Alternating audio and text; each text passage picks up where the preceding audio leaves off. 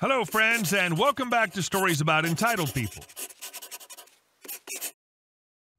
Oh man, that sounds so damn satisfying. Bonus points for coming back to honk him and give him the finger. But before we begin, best way to support our channel is to leave comments, like, and subscribe with the turned-on bell so you don't miss the new video every single day. You deserve this, a-hole. I live in Michigan, where the potholes are on a whole other level than the rest of the country. Anyways, as I was driving the speed limit taking my grandma to her monthly doctor appointment, she was fast asleep when all of a sudden this a-hole in a silver Lexus, IDK what model, was right on my butt. I brake checked him 2 or 3 times to no avail and decided to let it go when a plan popped into my head that probably wouldn't work.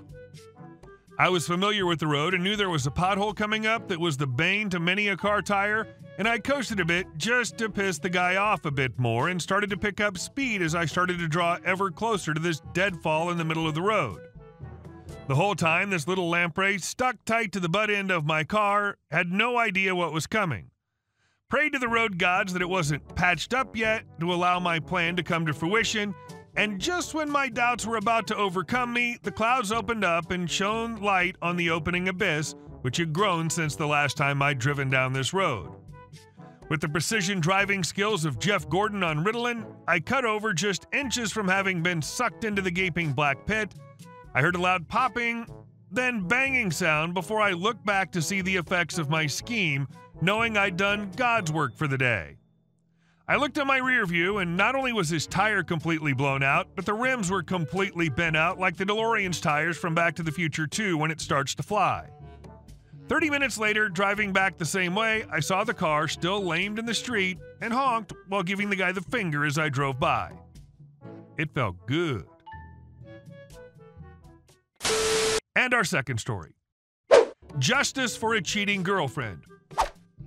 I was on vacation last winter and met a girl at the beach. We hit it off. She was very attractive, 8 out of 10 at least. She lived by the coast and I lived in central North Carolina, about a 3-hour drive away. We began meeting up regularly, going on trips that I always paid for. We even went to New York City, and when I brought up her paying her share of the hotel costs, she said she'd pay me back on the next trip. On that particular trip, she brought a friend of hers and that friend's fiancé, and they all seemed pretty distant with me. Like none of them gave a F, and they were just 3 friends there having fun while I paid half the bill.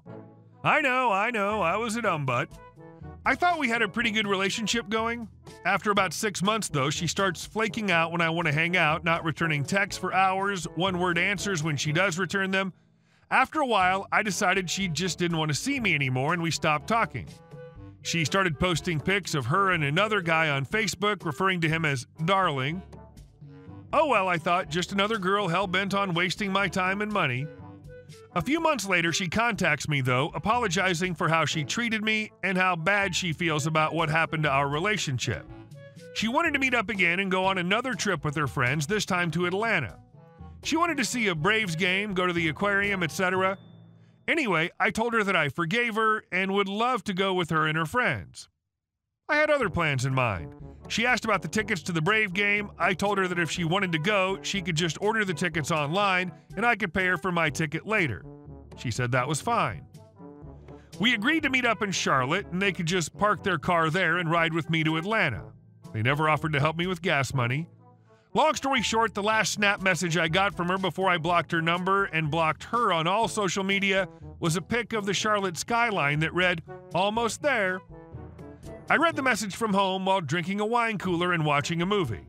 The thought of her and her friends driving aimlessly around uptown Charlotte looking for me still brings a smile to my face to this day.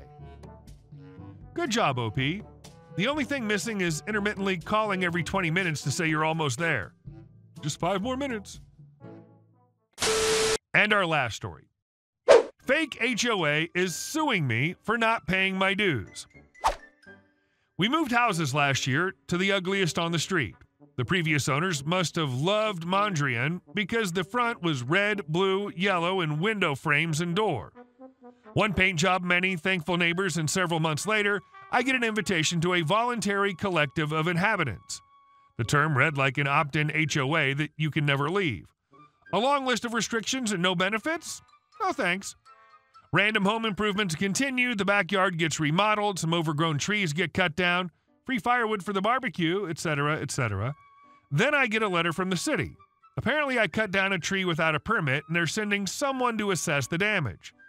This is a little shocking as I work with permits for a living and did some proper research before I changed everything, so I give the city a call. Nope, there's no such thing as a permit for tree removal on private property, and nobody in City Hall sent this letter printed on City Hall letterhead. In fact, that's not even a proper tracking number. They even sent by an arborist to assess the damage, who I refused, and later I got the bill for the arborist, which I kept but didn't pay.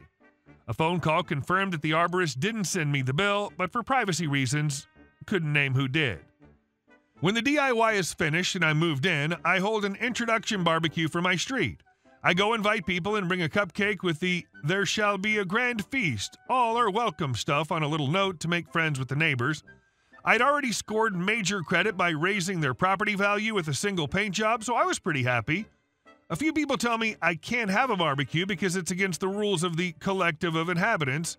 I tell them not to worry, I'm not in that. The next day, I get a bill for membership to the Collective of Inhabitants. This mysterious organization sends out bills without contact info, so I shred it. Come the day of the barbecue, at 4 p.m., my doorbell rings. Someone in an official-looking City Hall uniform and a city supervisor, basically a not-quite cop who took night school instead of police academy, they heard I'm having an illegal barbecue and are here to shut it down. I ask if they'd like to point out which laws I'm breaking.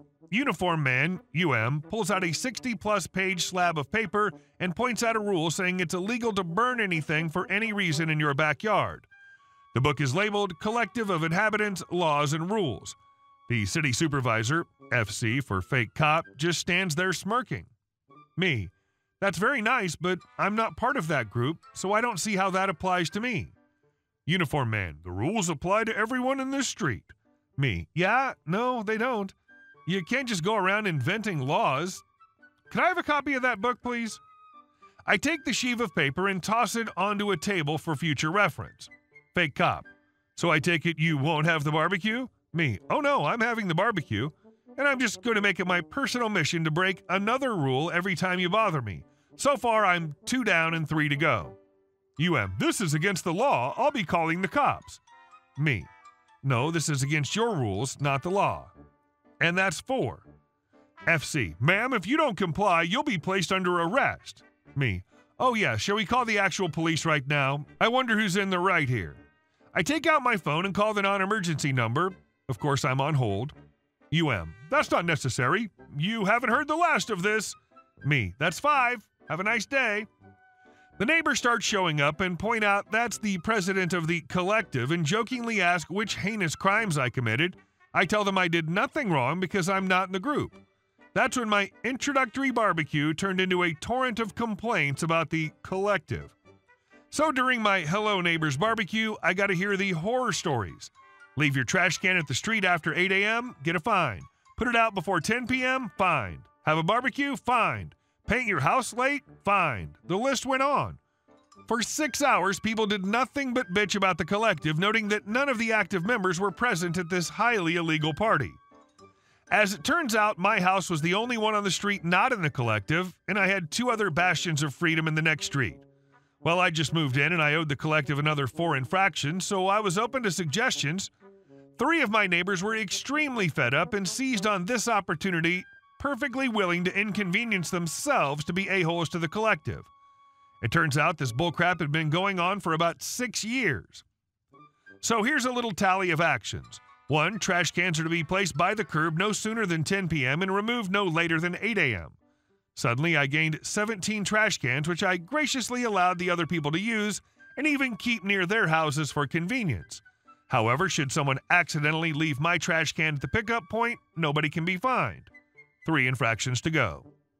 2, due to terrible wording, it's not allowed for collective members to organize a party outside after 9 p.m. I was suddenly extremely outgoing. I organized at least 1 party every other week, going so far as to use other people's backyards for them.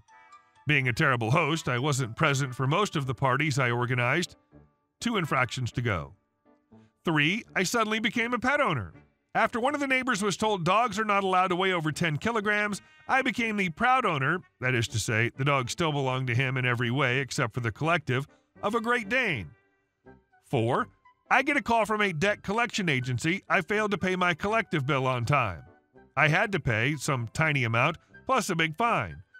I tell them that if they can provide me with proof of a contract, I'll gladly pay. They promised to get back to me. 2 infractions to go. 5. Since all major garden work has to be done contracted to a registered gardener, my husband started a one-man gardening business. Since registered wasn't defined anywhere, we opted for a €12 entry in the phone book. Yes, they still exist. 6. Debt collection agency send me a letter with a copy of a contract signed by me, well, signed by someone who used my husband's last name in my first letter, which is rather odd since I never took his last name. I was about to rip it up when I realized that forging a signature is an actual crime. Hooray! I called the debt collection agency, explained that that's not my signature, email them my real signature, and they drop it after some back and forth and another in-person visit. Now, unfortunately, I'm not a lawyer. Fortunately, one of my new neighbors is, and he was extremely motivated, so with charges of fraud, harassment, and a slew of others, we went to court. It took all of 10 minutes after reading the evidence. Basically, we had a good case, because we had a lawyer, and the board of the COI, who was defended by the president, a professional manicurist, went, "Look at the rules she broke.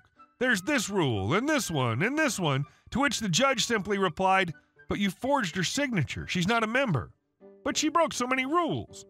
Repeat twice more and bang the gavel. The COI was fined a pittance and ordered to pay a ton of damages to me and the other non-member. Of course, since this wasn't actually an HOA, they didn't have much and were thus forced to disband, with the unfortunately small fine falling to the board members. Thus endeth the collective of inhabitant. And there was much rejoicing. My only regret is that I still had another infraction I wanted to commit. Hey guys, thank you all for watching the video. I'll see you in the next one.